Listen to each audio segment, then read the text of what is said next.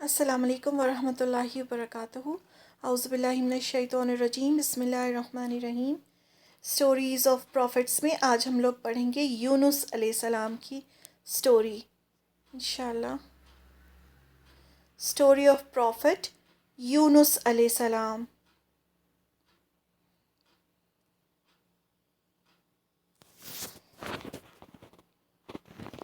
بسم اللہ الرحمن الرحیم۔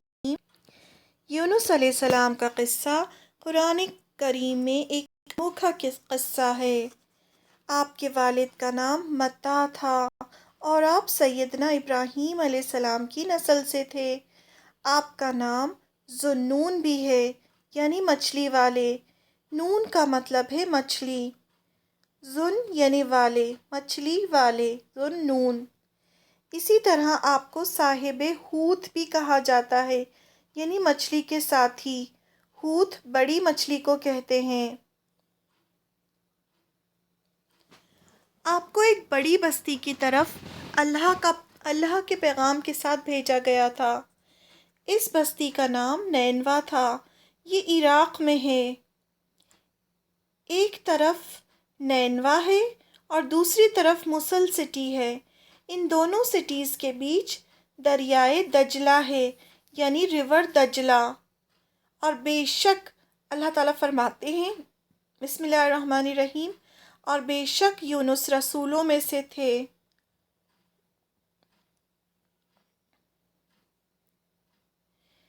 کچھ اسکالرز کہتے ہیں کہ اس سٹی کی پاپولیشن 1,20,000 تھی۔ یہ قوم بھٹکی ہوئی تھی، اللہ کی عبادت نہیں کرتی تھی۔ سب نے اپنے اپنے بت بنا رکھے تھے، ظلم اور زیادتی کرتے تھے، جس کی جو مرضی آتا وہ کرتا۔ لیکن اللہ تعالیٰ نے اس قوم پر رحم کیا۔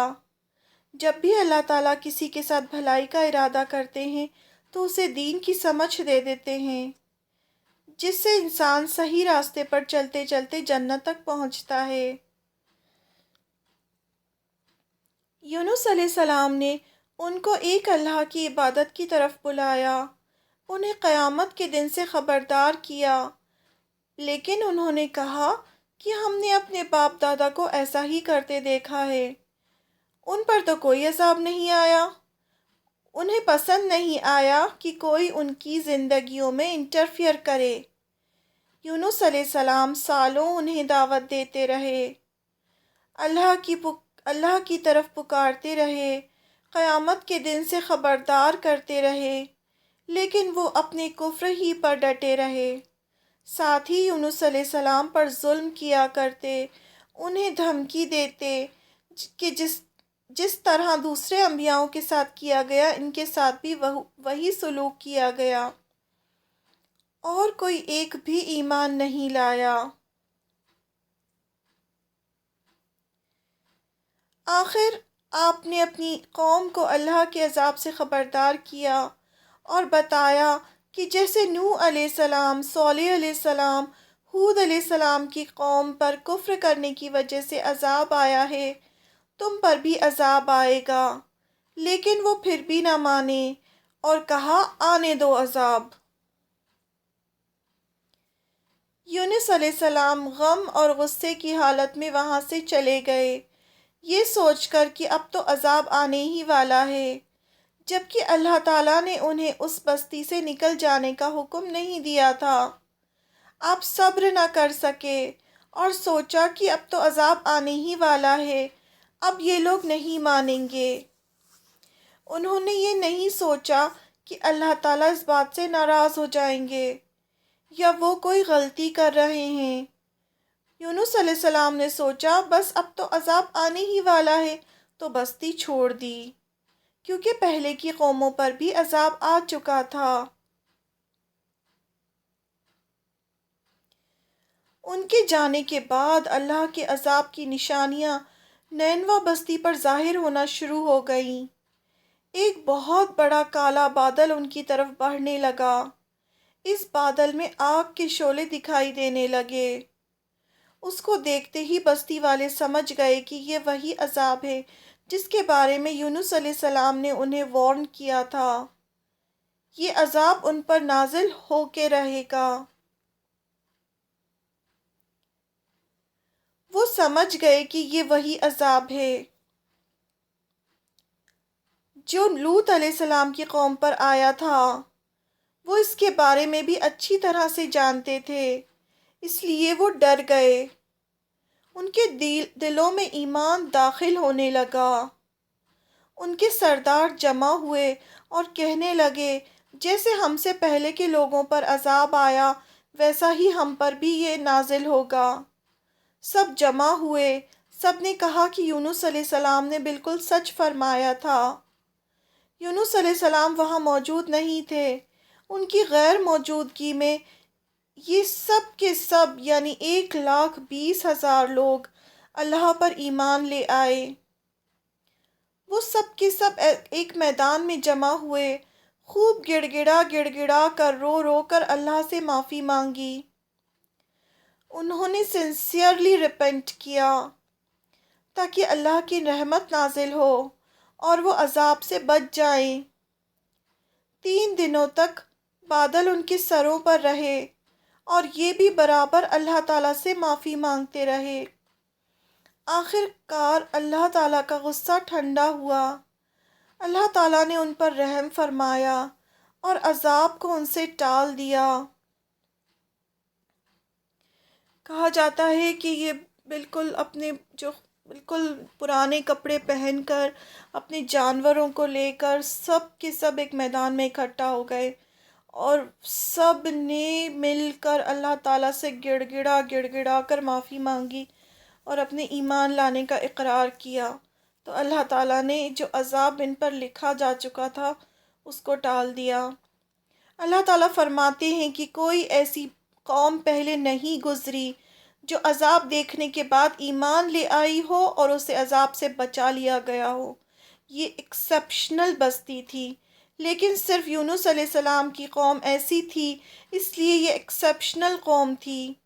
اللہ تعالیٰ نے ان سے عذاب دور کیا اور زندہ رہنے اور لائف انجوائے کرنے کی اور مہلت دی۔ فرعون بھی جب ڈوبنے لگا تو کہنے لگا، میں بنی اسرائیل کے رب پر ایمان لاتا ہوں، لیکن اللہ تعالیٰ نے اس کی توبہ قبول نہیں کی، کیونکہ وہ دل سے ایمان نہیں لایا تھا، صرف زبان سے ایسا کہہ رہا تھا۔ لیکن یونس علیہ السلام کی قوم دل سے ایمان لائی تھی، اس لیے ان کی توبہ قبول ہوئی۔ جب ہم گناہ کرتے ہیں تو سزا لکھ دی جاتی ہے، لیکن اللہ تعالیٰ رحم کرنے والے ہیں۔ جب بندہ سچے دل سے معافی مانگتا ہے تو سزا ٹل جاتی ہے، اللہ تعالیٰ کا غصہ ٹھنڈا ہو جاتا ہے۔ صدقہ بھی اللہ تعالیٰ کے غضب کو ٹھنڈا کرتا ہے۔ اس لیے جب بھی زندگی میں کوئی پریشانی آئے تو سب سے پہلے یہ دیکھنا چاہیے کہ ہم نے اللہ کو ناراض کیا ہے۔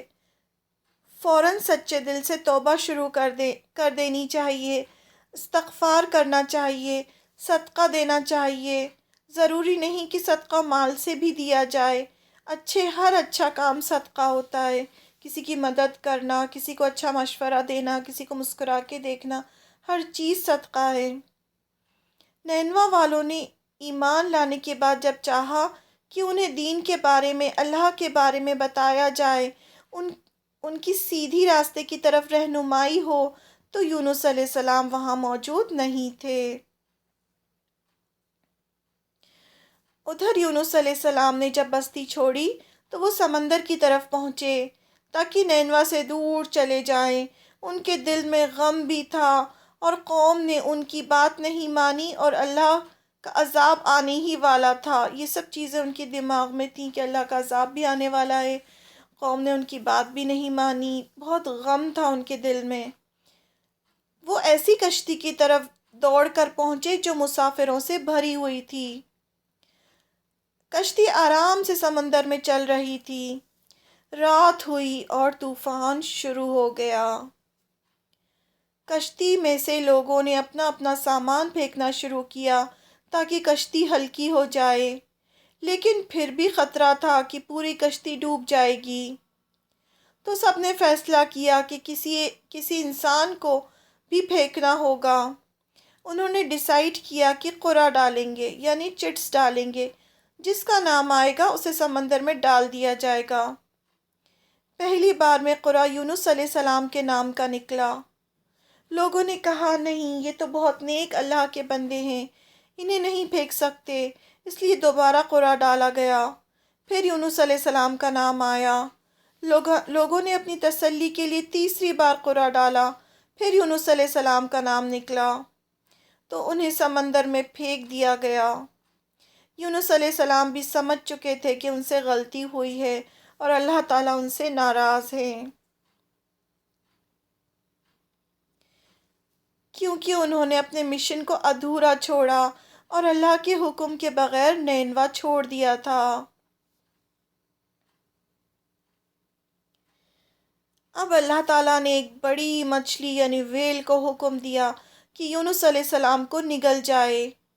جیسے ہی وہ پانی میں گرے، ویل نے انہیں اپنے اندر نگل لیا۔ اب وہ ویل کے پیٹ میں قید تھے، لیکن اللہ تعالیٰ نے ویل کو حکم دیا کہ یونس علیہ السلام کو نہ کرش کرنا، نہ ڈائجسٹ کرنا، یعنی وہ ایک جیل کی طرح ویل کے پیٹ میں بند تھے۔ یونس علیہ السلام اندھیروں میں تھے، رات کا اندھیرا، مچھلی کے پیٹ کا اندھیرا، سمندر کی گہرائی کا اندھیرا۔ سمندر کی گہرائی میں ہر چیز اللہ کی تسبیح کر رہی تھی۔ یونس علیہ السلام کو احساس ہو چکا تھا کہ انہوں نے اللہ کے حکم کے بغیر نینوا چھوڑ دیا، اس لیے اللہ تعالیٰ ان سے ناراض ہو گئے ہیں۔ انہوں نے بھی اللہ کی تسبیح شروع کر دی۔ یہ نہیں کہا کہ اللہ تعالیٰ مجھے یہاں سے نکالے، بلکہ کہا لا الہ الا انت سبحانک انی کنت من الظالمین، یعنی اے اللہ، نہیں ہے کوئی تیرے سوا عبادت کے لائق مگر تو ہی، اور میں ہی ظالموں میں سے ہوں، یعنی میں نے غلطی کی ہے۔ کہ اللہ تو پاک ہے، میں نے غلطی کی ہے، مجھے معاف فرما دے، میں نے غلطی کر کے خود پر ظلم کیا ہے۔ جب بھی ہماری زندگی میں کوئی مصیبت آئے تو سب سے پہلے یہ سوچنا چاہیے کہ ہم سے کہاں غلطی ہوئی ہے۔ اللہ تعالیٰ ناراض ہو گئے، فوراً یہ پڑھنا شروع کر دیں۔ لیکن سب لوگ ساتھ میں بیٹھیں، اسے 1.25 بار پڑھیں، یہ ثابت نہیں ہے۔ خود اپنا جتنی مرضی چاہیے کلمات ادا کریں، اللہ سے معافی مانگیں۔ یونس علیہ السلام کتنے دن میں مچھلی کے پیٹ میں رہے، اللہ تعالیٰ ہی بہتر جانتے ہیں۔ کچھ علماء کہتے ہیں کہ وہ 40 دن رہے، لیکن کنفرم نہیں ہے۔ اللہ تعالیٰ نے ان کی دعا قبول کی۔ اللہ تعالیٰ فرماتے ہیں کہ اگر وہ اس طرح اللہ تعالیٰ کو نہیں پکارتے، تسبیح نہ کرتے، تو وہ قیامت کے دن تک مچھلی کے پیٹ میں ہی رہتے۔ اس سے ہمیں یہ امید ملتی ہے کہ دعا سے تقدیر بدل جاتی ہے، کیونکہ اللہ تعالیٰ نے کہا کہ اگر وہ دعا نہیں کرتے تو وہ قیامت کے دن تک مچھلی کے پیٹ میں رہتے، یعنی مچھلی کے پیٹ میں رہنا ان کا مقدر لکھا جا چکا تھا۔ لیکن جب انہوں نے اللہ سے دعا کی تو اللہ تعالیٰ نے انہیں معاف کر دیا۔ اللہ تعالیٰ نے مچھلی کو حکم دیا کہ یونس علیہ السلام کو نکال دے۔ مچھلی نے سمندر کے کنارے یونس علیہ السلام کو اگل دیا۔ وہ بہت کمزور ہو چکے تھے، ان کی اسکن مچھلی کے پیٹ کے انزائمز کی وجہ سے خراب ہو گئی تھی۔ اللہ تعالیٰ نے کدو کی ایک بیل اگا دی، جس کے پتے سے ان پر سایہ بھی ہوا اور کدو کھانے سے انہیں انرجی ملی۔ وہ ٹھیک ہوئے، پھر اپنی قوم کی طرف واپس گئے اور ان کی رہنمائی کی۔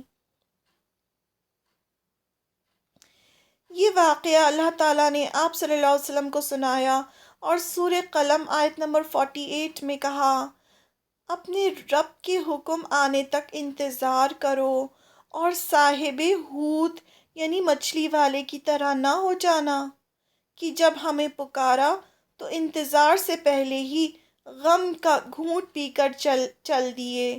یہ اللہ تعالیٰ نے خاص طور سے آپ صلی اللہ علیہ وسلم کو نصیحت کی کہ دیکھو یونس علیہ السلام کی طرح نہ ہو جانا کہ ہمارے حکم سے پہلے ہی یہاں سے چلے جاؤ، مطلب انتظار کرو، مکہ میں ہمارے حکم آنے کا انتظار کرو۔ یعنی یونس علیہ السلام اپنی قوم کے ایمان نہ لانے سے مایوس ہو گئے تھے اور اللہ کے حکم کا انتظار نہیں کیا اور دل میں غم لیے چلے گئے۔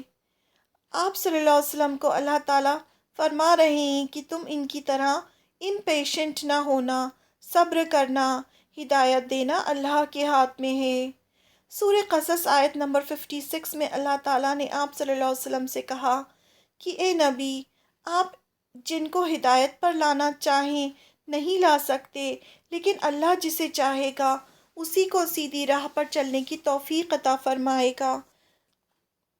آپ صلی اللہ علیہ وسلم کو گھٹن ہوتی تھی مکہ میں، جب آپ صلی اللہ علیہ وسلم سب کو اللہ کی طرف بلاتے تھے۔ آپ چاہتے تھے کہ سب جنت میں جائیں، لیکن آپ کی لوگ بات نہیں سنتے تھے، تو آپ اندر ہی اندر بہت گھٹتے تھے اور آپ چاہتے تھے کہ سب ایمان لے آئیں۔ تو اللہ تعالیٰ نے قرآن میں جگہ جگہ فرمایا کہ ایمان، ہدایت دینا آپ کے ہاتھ میں نہیں ہے، آپ کا کام صرف پہنچا دینا ہے، ہدایت دینا اللہ کے ہاتھ میں ہے۔ اور اللہ تعالیٰ کس کو ہدایت دیتے ہیں؟ جو واقعی اللہ کی طرف آنا چاہتا ہے، جو ایک قدم بڑھاتا ہے اللہ کے آگے، تو اللہ تعالیٰ اس کے آگے 10 قدم بڑھاتے ہیں۔ جو واقعی چاہتے ہیں کہ انہیں ہدایت ملے تو انہیں ہدایت ملتی ہے۔ اب سبق، اس پورے قصے سے ہمیں کیا سبق ملتے ہیں؟ کبھی بھی نا امید یا مایوس نہیں ہونا چاہیے۔ اللہ کی رحمت کا بھروسہ ہونا چاہیے کہ اللہ رحم کرتے ہیں، اللہ تعالیٰ رحم فرماتے ہیں۔ کبھی بھی غصے میں کوئی ڈیسیجن نہیں لینا چاہیے۔ غصے میں لیے گئے ڈیسیجنز کے بعد اکثر پچھتانا پڑتا ہے۔ گناہوں کے بعد بھی امید ہونی چاہیے کہ اگر سچے دل سے توبہ کریں گے تو اللہ تعالیٰ گناہ معاف کر دیں گے، کیونکہ شیطان دل میں خیال ڈالتا ہے کہ اتنے گناہ ہو گئے ہیں، اب معافی نہیں ملے گی۔ ہر وقت استغفار کرتے رہنا چاہیے، کیونکہ ہمیں پتہ نہیں ہوتا کہ ہم سے کہاں غلطی ہوئی اور اللہ تعالیٰ ناراض ہو گئے ہیں۔ کوئی بھی مصیبت آئے تو سب سے پہلے یہ سوچیں کہ ہم سے کہاں غلطی ہوئی ہے، نہ کہ یہ سوچیں کہ کسی نے کچھ کیا ہوگا یا کسی اور نے نقصان پہنچایا ہے۔ ہر وقت دعا کرتے رہیں، دعا سے تقدیر بھی بدل جاتی ہے، استغفار سے عذاب ٹل جاتا ہے، مصیبت سے نجات مل جاتی ہے۔ جیسے نینوا بستی سے عذاب ٹال دیا گیا، یونس علیہ السلام کو مچھلی کے پیٹ سے نکال دیا گیا، ورنہ ان کے لیے اللہ تعالیٰ نے لکھ دیا تھا کہ وہ قیامت تک مچھلی کے پیٹ میں رہیں گے۔ لوگوں کو دین کی طرف بلائیں، ان کے لیے دعا کریں، باقی اللہ پر چھوڑ دیں، کیونکہ ہدایت دینا اللہ کے ہاتھ میں ہے، ہمارے ہاتھ میں نہیں۔ کبھی بھی کسی سے نا امید نہ ہو کہ اسے ہدایت نہیں ملے گی، کوشش کرتے رہیں، اللہ تعالیٰ کی ذات سے نا امید نہ ہو۔ پیغمبر بھی انسان تھے، ان کے اندر بھی غصہ، مایوسی، غم کے جذبات ہوتے تھے۔ جس کا جتنا بڑا مقام اللہ کی نظر میں ہوتا ہے، اللہ تعالیٰ اس سے اتنا ہی زیادہ ایکسپیکٹ کرتے ہیں کہ وہ کوئی ایسا کام نہ کرے جس سے اللہ تعالیٰ ناراض ہوں۔ یہ ریفرنسز ہیں، یہاں سے یہ سٹوری لکھی گئی ہے۔